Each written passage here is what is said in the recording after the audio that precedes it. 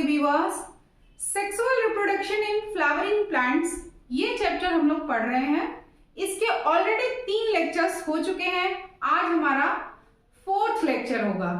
ठीक है, last lecture में हमने पढ़ा था कि आपका जो माइक्रोस्पोर मदर सेल होती हैं उसके कितने आपके लेयर होती है उसके आसपास। जैसे कि हमने जाना था कि 4 लेयर्स होती हैं। स्पोरोजिनस टिश्यू जो होता था उसके बाहर की 4 लेयर्स होती है। सबसे आउटर मोस्ट जो लेयर थी उसका नाम था एपिडर्मिस, फिर था एंडोथीसियम, उसके बाद मिडिल लेयर थी और सबसे इनर मोस्ट लेयर का नाम था tapetum.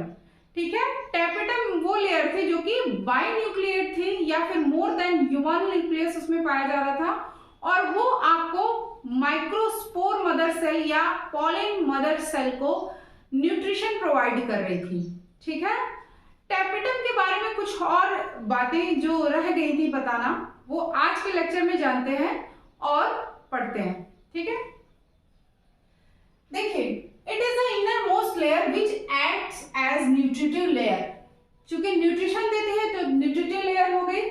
Tapetum absorb food from middle layer. ये एक नोट करने वाली बात है। ये फूड कहां से लाती है? मिडिल लेयर से। मिडिल लेयर से पहले खुद एब्जॉर्ब करती है, उसके बाद पॉलन मदर सेल को देती है and provide nutrition to the MMC और पीएमसी। एमएमसी और पीएमसी का फुल फॉर्म भी मैंने बताया था, माइक्रोस्पोर मदर सेल या पॉलन मदर सेल, यानी कि जिससे माइक्रोस्पोर बनने वाले हैं या पॉलन बनने वाला है। Cells of tapetum secrete hormones and enzymes. ये दोनों बातें भी जरूरी है ना। टैपिटम से आपका कुछ हॉर्मोन्स और एंजाइम सिक्रीट होते हैं। ठीक है, एंजाइम जो सिक्रीट होते हैं वो आपका कहीं ना कहीं इनका यूज होगा, आगे जानेंगे। ठीक है, it also help in formation of sporopollenin. Sporopollenin का नाम आप सुनेंगे जब आपका माइक्रोस्पोरोजेनेसिस हो जाएगी, टेट्राड बनेंगे और उन्हीं टेट्राड से फिर पॉलन बनता है। तो पॉलन की 2 लेयर्स बनती हैं, आउटर लेयर एक्साइन और इनर लेयर इंटाइन। तो एक्साइन जिस सबस्टेंस से, जिस पदार्थ से बनी होती है उसी का नाम होता है स्पोरोपोलेनिन। ठीक है, ये आपका हम जानेंगे। तो यानी कि अगर कोई पूछे कि स्पोरोपोलेनिन या फिर पॉलन की आउटर मोस्ट लेयर किससे बनती है या उसको बनने में कौन हेल्प करता है, तो आपका बोल देंगे कि टैपिटम। टैपिटम ही वो लेयर बनाती है। ठीक है, and pollen kit material. Sporopollenin के साथ पॉलन किट मटेरियल होता है, यानी पॉलन जैसे कि पॉलन ट्यूब वगैरह का बनना उसमें हेल्प करता है। ओके, अब हम जानेंगे कि what is microsporogenesis.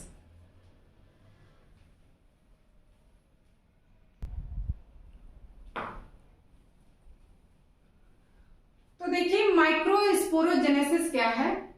As the anther develops the cells of sporogenous tissue, यहां पे टिश्यू होगा, sporogenous tissue go under meiotic division to form microspore tetrads।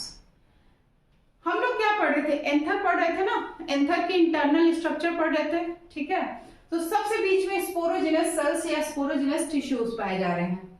तो उनमें क्या होगा? मियोटिक डिवीजन होगा। देखिए, एक वर्ड होता है मियोटिक, एक वर्ड होता है माइटोटिक।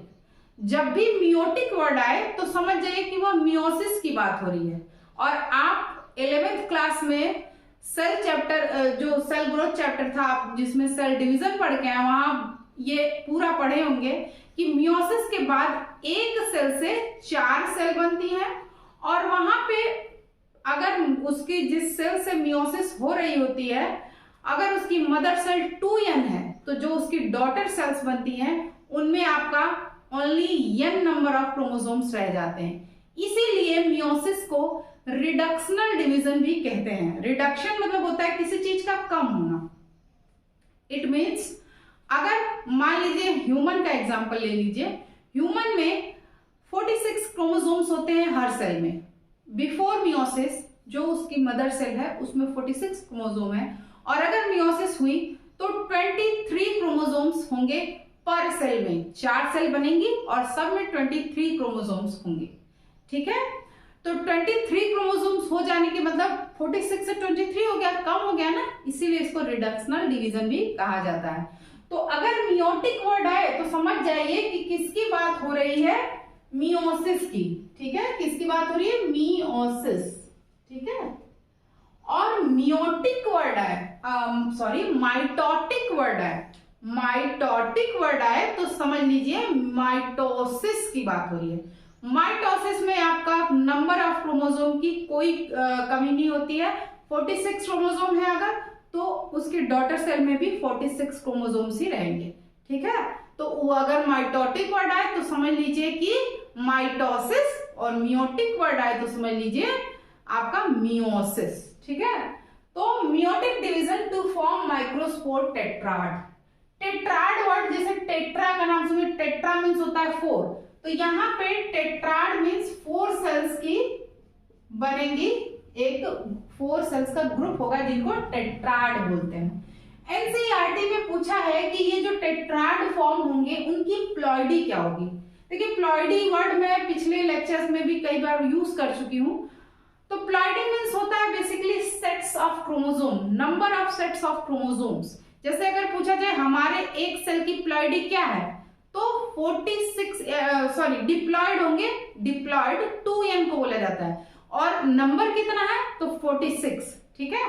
तो प्लॉइडी मतलब number of sets of chromosome, एक सेट और दो सेट में है तो 2n, और अगर हैप्लॉइड है तो n। तो यहाँ पे प्लॉइडी किसकी पूछा है, टेट्राड की। तो एक अगर यहाँ पर मियोसिस हो चुकी है तो मियोसिस के बाद आप समझ सकते हैं कि हैप्लॉइड हो जाएगा, तो उसको क्या बोलेंगे, n नंबर ऑफ क्रोमोसोम्स, यानी कि n उसकी प्लॉइडी होगी टेट्राड की। ठीक है। अब यहां से बेसिकली डेफिनेशन अगर एक लाइन की लिखनी हो तो यही लिख देंगे, the process of formation of microspore from A PMC. PMC का मतलब पॉलन मदर सेल। क्यों, क्योंकि इसी से बाद में आपको पॉलन बनना है। ठीक है। Pollen mother cell through meiosis is called microsporogenesis. Meiosis के थ्रू आपका माइक्रोस्पोर का बनना ही क्या कहलाता है, माइक्रोस्पोरोजेनेसिस। ठीक है। At initial stage, all 4 microspore are attached together with the help of callose layer. देखिए ये आपका एक्स्ट्रा नॉलेज है, एनसीईआरटी में नहीं दिया हुआ है, अभी मैं आपको बताती हूं। जैसे मानिए कि एक एग्जांपल लेते हैं छोटा सा, तो आपको समझ में आएगा। जैसे देखिए ये आपकी क्या है, पॉलन मदर सेल या माइक्रोस्पोर मदर सेल, इसका क्या हुआ 2n आपका इसका प्लॉइडी हो गया, इसमें मियोसिस हुआ, इसमें मियोसिस हुआ तो टेट्राड बने, ये रहे टेट्राड। ठीक है। इस तरह से भी बन सकता है और ये भी हो सकता है कि इस तरीके से बने, आपस में ये कैसे होंगे, अटैच होते हैं, तो हुए ना ये टेट्राड हुए ना 4 की संख्या में। इन सभी में कितने n क्रोमोसोम नंबर होंगे, सभी में n होंगे, ऑल और n। तो यहाँ पे ये कहना चाह रहा है ना कि ये सारे शुरुआत में किससे, इनिशियल स्टेज, देखिए इनिशियल लिखा हुआ है, शुरुआत में ये जुड़े होते हैं एक आपके एक पदार्थ से जिसका नाम है कैलोज लेयर।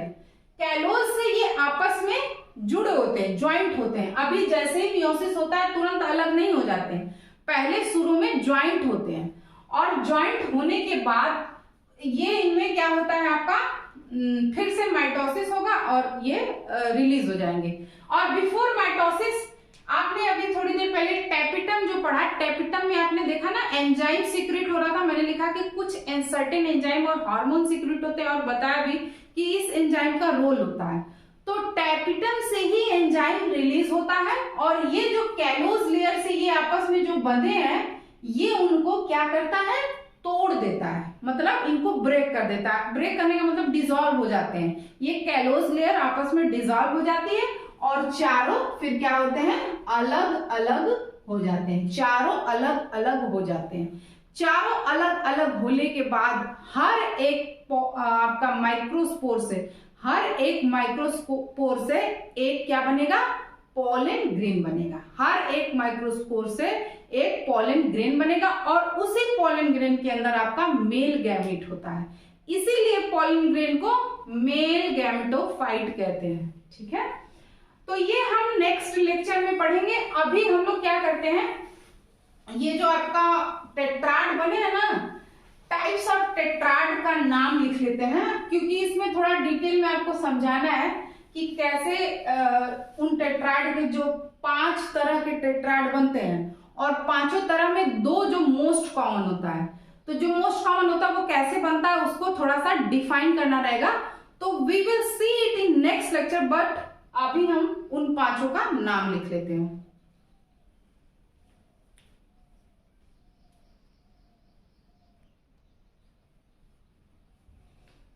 तो ये देखिए 5 का नाम हमने लिख लिया है। पहले का नाम है टेट्राहेड्रल टेट्राड, और दूसरे का नाम है आइसोबाइलेटरल टेट्राड, तीसरे का नाम है डिक्सेट टेट्राड, और चौथे का नाम है टी शेप टेट्राड, और 5वें का नाम है लीनियर टेट्राड।